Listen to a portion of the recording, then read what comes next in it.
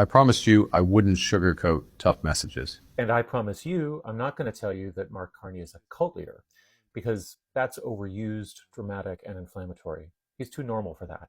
But I did journalism on cults and cult leaders for a long time. And what I can tell you is this: a cult leader has to be a master of a double life. And the best ones entrance followers by living both lives in the open as though they are coherent. And that can be magnetic because it's baffling. And I think this is helpful to think about when thinking about Carney.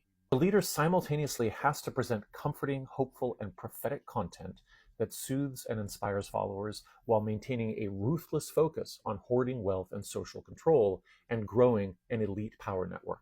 Now, this is more than the banal duplicity of the common politician, Clinton, Weiner, Cuomo.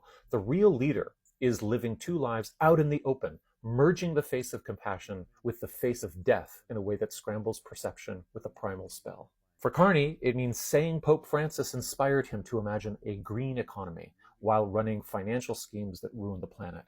It's going to Pride Parade one day and then Canada's largest arms convention the same week.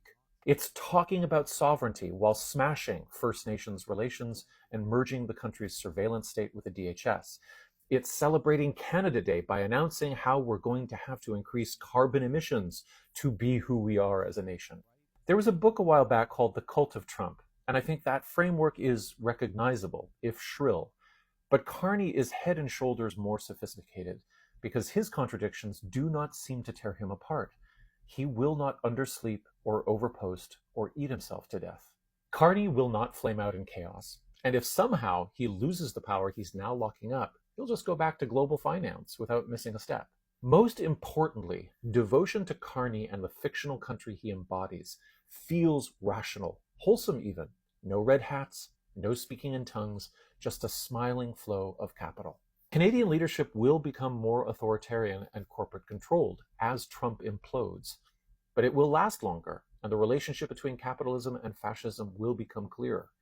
Fascism only fully arrives when capitalism is losing control, and in Canada, it has not lost control. We typically say that capitalism must destroy itself through contradiction, but Carney says, hold my beer.